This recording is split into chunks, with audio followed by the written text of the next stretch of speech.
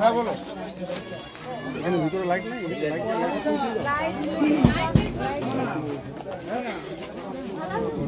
হ্যাঁ বল, এটা খবর দিয়েছে কাল থেকে বললাম।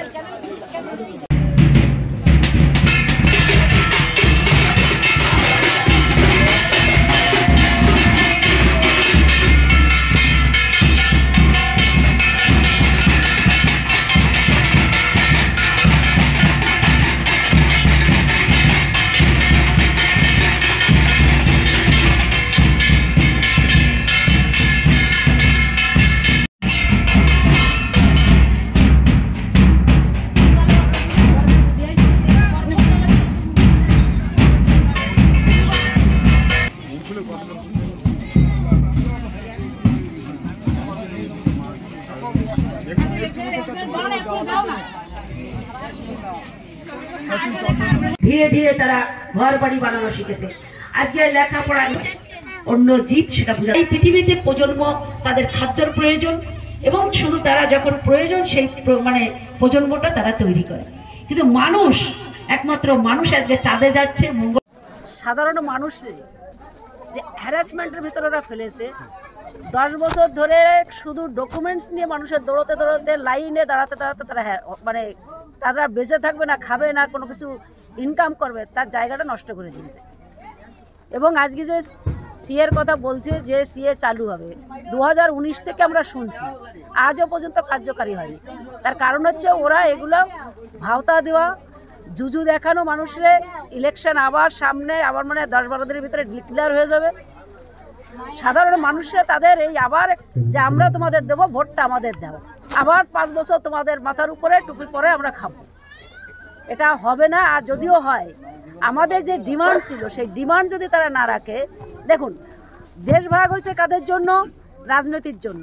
আমাদের যারা পূর্বপুরুষ, এই যে এরা ওপার বাংলার মানুষ যারা, তাদের কাছে আমাদের পূর্বপুরুষের কাছে জিজ্ঞাসা করেনি যে রাজনীতিটা জন্য যে দেশ ভাগ হচ্ছে আপনারা কি সেটা কি মেনে নেবেন কি নেবেন না, তাদের কাছে জিজ্ঞাসা করেনি।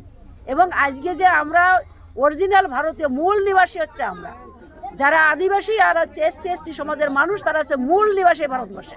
আজকে তাদের ছলে বলে কৌশলে তারা চাইছে যে তাদের থেকে অধিকার কেড়ে নিয়ে তাদের আবার গোলামে পরিণত করা। সেখানে দাঁড়িয়ে আজকে আমাদের সে ডিমান্ড ছিল 2003 সালে যে ওরা কানুন তৈরি করেছিল অটল বিহারী বাজপেয়ীর সময়, জন্মসূত্রে নাগরিক হতে পারবে না, আর এরা হচ্ছে অনুপ্রবেশকারী। সেইটাকে তারা 19-এ এসে বলল, একটা বিল পাস করলো, সেটা হচ্ছে যে আমরা শরণার্থী। সেটাকে আজও পর্যন্ত তারা দিতে পারেনি। যে আমাদের তারা যে বারবার করে বলছে যে 9 বার সে আইনই করলো, আজ পর্যন্ত দিতে পারেনি। আর 6 মাস একটা আইন যদি পাশ হয়, লোকসভা, রাজ্যসভা এবং রাষ্ট্রপতি সিগনেচার করলে তখন সেটা আইনে পরিণত হয়। এই আইনটা 6 মাসের ভিতরে যদি তারা কার্যকরী না করতে পারে, তারা ইনভ্যালিড হয়ে যায়, আবার সেই আইন আবার পাশ করতে হয়। আজও পর্যন্ত তারা করতে পারেনি। পার্লামেন্ট শেষ, এখন বলছে যে আমরা এই মাত্র 3-4 দিনের ভিতরে বলে তারা চালু করবে। আইন পাশ করলো না, কীভাবে চালু করবে? আজকে এটা আমাদের ভাওতা দেওয়া ভুল। মানুষরা আবার বুঝে আমাদের কাছ থেকে সেই ভোটটা নেওয়ার জন্য সাধারণ মানুষের একটা চাপ রাখার জন্য চেষ্টা করছে। আর আমরা যেটাকে বারবার করে আন্দোলন করছি, বড়মার নেতৃত্বে, আমার স্বামী কপিল কৃষ্ণ ঠাকুরের নেতৃত্বে সংঘাধিপতি, যে আমরা এই দেশের লোক, আমাদের পূর্বপুরুষরা এই দেশের লোক, ভারতীয় লোক, আমরা এই দেশে জন্মগ্রহণ করেছি, আমাদের সন্তানরা এই দেশে জন্মগ্রহণ করেছে, আমাদের অধিকার থেকে বঞ্চিত করতে পারবে না। তারা বিল পাস করুক যে যারা এই দেশে এসে 2014 সালে 31শে ডিসেম্বর যে ডেটটা ওরা করেছিল, কাটাপট ডেট করেছে, সেই দিনটাই তারা ধরুক না, আমরা সেটাই বলছি, সেটাই ধরুক, কিন্তু কোনো ডকুমেন্টস দিয়ে আমরা নিতে পারবো না। এখনও কিন্তু আপনাদের তারা বলছে আমরা দেবো, কিন্তু এখনও কি কি ডকুমেন্টস লাগবে দেবে, কিন্তু কি লাগবে সেটা বলছে না। আমি ফর্ম ভরতেই বা যাবো কেন? তার কারণ হচ্ছে আমি যখনই ফর্ম ভরবো তখনই তো আমি নিজেই বলছি যে আমি এদেশের নাগরিক নক, আমাকে নাগরিক দেওয়া হোক। এই যে চক্রান্ত করে অধিকার থেকে বঞ্চিত করার চেষ্টা করছে, এটাকে আমরা অল ইন্ডিয়া মতো মহাসংঘ আমরা এটা প্রতিবাদ করেছি এবং সারা জীবন ভর আমরা প্রতিবাদ করে যাবো। এবং যে আপনারা দেখেছেন যে আধার কার্ডটা নিয়ে যে সমস্যা তৈরি করেছে ABC এবং 28-এর এ ধারা নিয়ে, যে এই দেশে যে চিঠিটা সবার বাড়িতে যাদের বাড়িতে এসেছে সেখানে লেখা আছে যে আপনার 28-এর এ ধারা, আপনি বিদেশ থেকে এসে এই দেশে বসবাস করার জন্য একটা ডকুমেন্টস আপনি বানাতে পারেন, সেই ডকুমেন্টসটা আপনার মেয়াদ ফুরিয়েছে, আপনি এই দেশে থাকতে পারবেন না। এবং ABC, এ মানে ফুল ফর্ম এ ক্যাটাগরির লোক হবে, বি মানে হচ্ছে সেকেন্ড পজিশনে থাকবে, আর সি মানে ডাউটফুল নাগরিক করে দেবে, তাদের কোনো অধিকার আর থাকবে না। আপনি বলেন তো যে এই মানুষগুলো কোথায় যাবে? দেশভাগে যখন লিয়াকাত চুক্তি হয়েছিল জিন্নার সঙ্গে আর হচ্ছে আমাদের প্রধানমন্ত্রীর সঙ্গে, যে নেহরুর সঙ্গে, যে এই 3টে দেশ থেকে যারা যখন আসবে দেশ ভাগ হওয়ার বলিতে তাদের নাগরিকত্ব দেওয়া হবে। আজকে কেন এই আইন তারা আজকে তৈরি করছে? তার মানে আমরা যারা SC/ST সমাজের মানুষ, বেশি সংখ্যক মানুষ, আমরা আমাদের আবার সে অধিকার থেকে বঞ্চিত করে গোলামে পরিণত করার চেষ্টা করছে। যে এই দেশ থেকে তাড়াবে না, কিন্তু পেটে ভাতে থাকবে, কোনো অধিকার থাকবে না। আমি সরকার তো আপনাদের বলছে সম্পূর্ণভাবে, রাজ্য সরকার যেটা বলছে, মাননীয় মুখ্যমন্ত্রী সঠিক কথা বলছি, যে আমরা ভূমিপুত্র অরিজিনাল, আমাদের DNA টেস্ট করতে হবে। আমরা তো সেটাই বলছি যে স্বরাষ্ট্রমন্ত্রী এবং মোদী গভর্নমেন্টের কাছে, ভারতের প্রধানমন্ত্রী তাদের কাছে বলছি যে আপনারা যদি দরকার হয় প্রয়োজনে আমাদের DNA টেস্ট করান, যে আমরা কি এই দেশের লোক না বাইরের থেকে এসেছি, বিদেশ থেকে এসেছি, আমাদের পূর্বপুরুষরা কোথা থেকে এসেছে। সেইটাই ধরেই মাননীয় মুখ্যমন্ত্রী বারবার করে বলছে যে যারা ভূমিপুত্র তাদের বেনাগরিক করা যাবে না, এবং তার জন্য আমার জীবন দিয়ে লড়াই করতে হলেও আমরা করব। একমাত্র উনিই তো আমাদের পাশে দাঁড়িয়ে আছে, উনি তো আমার জন্য কথা বলছে।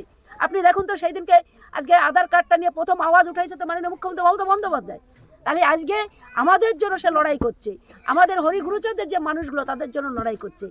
আজকে সেই জায়গায় দাঁড়িয়ে এবং বিভিন্ন সময় বিজেপি গভর্নমেন্ট 2003 সালের থেকে এককভাবে যখন ক্ষমতায় এসছে, আবার 2014 থেকে আজও পর্যন্ত যারা ক্ষমতায় আছে, আমাদের একটার পর একটা আমাদের এই ডকুমেন্টস নিয়ে তারা জন্ম সার্টিফিকেট লাগু করেছে। এই লোকগুলো কোথা থেকে দেবে জন্ম সার্টিফিকেট?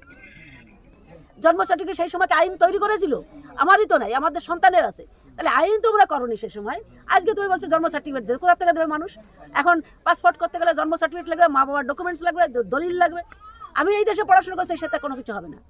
এই যে তারা যে কোনো মুহূর্তে এক এক সময় এক এক রকমের আইন তৈরি করছে, এটা হচ্ছে সাধারণ মানুষকে হ্যারাসমেন্ট করা, অধিকার থেকে বঞ্চিত করা।